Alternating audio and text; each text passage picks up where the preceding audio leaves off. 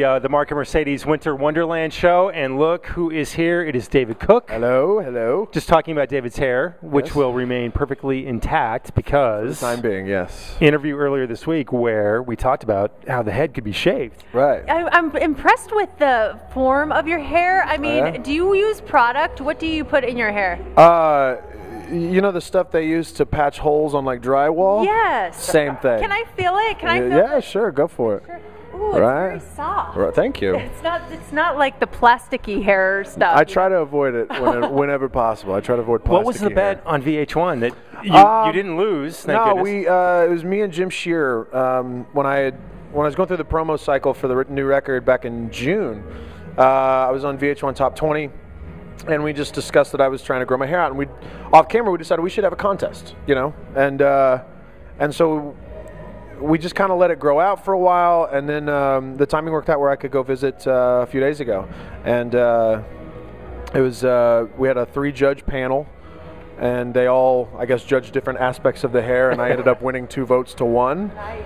And so Jim Shearer's he had some curly locks, but no more. I vanquished them.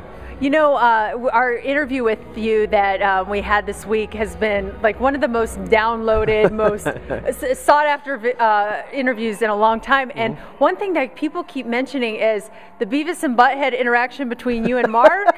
So I'm wondering if maybe we should do like a mini dun dun dun dun dun Beavis and Butthead with David and Mark. That was good. Let's go. What's going on, David? Your hair looks pretty cool. He said cool.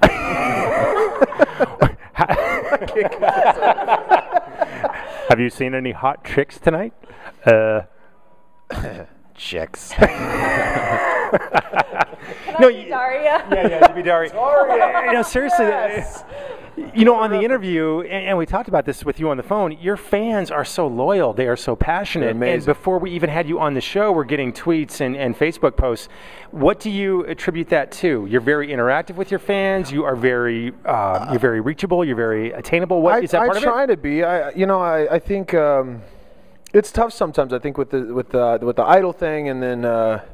As much as we've really tried to be out on the road and be present and be in front of people, the schedule gets a little crazy sometimes. But I always try to, I make it a priority to be accessible and to take the time to talk to people, because I think those one-on-one moments, those relationships, are really what keeps people going back to the well. I remember going to a rock festival in Kansas City, and I met Tommy Lee, and he could not have been nicer. And because of that, I'll buy any solo record he comes out with. I'll buy any Motley Crue record he comes out with, purely because, on top of being a big fan, he affirmed it by being a nice guy, Being cool. Yeah, and I think that means a lot, and so I kind of took that lesson and ran with it. We were talking to some fans out there and many people in the crowd came in from out of town. Yeah. Tulsa, Oklahoma, where else? All over the country? I think there were a couple people from the East Coast that came here to see you. Yeah. I mean, it's all about following you, and I think it is because you're so accessible, and it's obvious you're very grateful for your fans, and it's like what you give them is a gift. So it's cool that you appreciate. Sure. That. Well, I think the scales changed a little bit, but I was talking with a friend the other day about album sales and all that stuff, and how while they're important and they drive their career, I've never really hung my hat on them. And I think I remember my first solo album, Analog Heart, before Idol. It sold 1,000 copies, and I took all my friends out for dinner. I was so stoked, you know what I mean? And I think it's just being proud of the product and being proud of this piece of art that I put out there, And so I think as long as I can maintain that perspective and really put a premium on the content that I'm putting out there, and both in albums and shows, I feel like that's really been my bread and butter so far.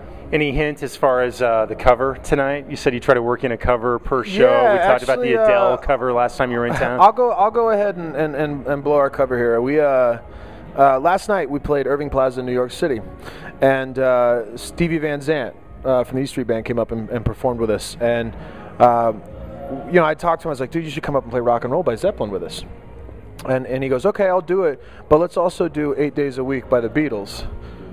I was like, okay, all right, and it's one of those, anything Beatles, I'm automatically nervous because you screw it up. It's like, but we had fun with it last night, so we're actually going to we're gonna do 8 days a week again tonight. It was Oh, fun. very Yeah, cool. yeah. Nice. No tone loc like we talked about? No tone loc. Let's do it.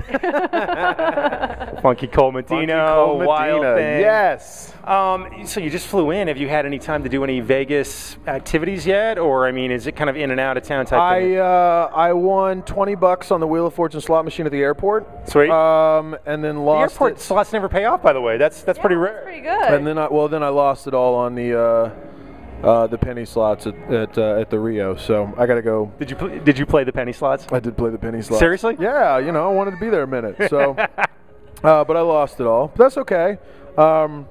So tonight I'm gonna try craps. I think tonight. I played it once with my guitar player Devin, and we both did really well. So I'm gonna try it again. Let's talk Kansas City Chiefs for a second. Let's go. Are you a fan? Of course. Got two Bronco fans right here, so we've got a little. My condolences. We've got a little issue going on.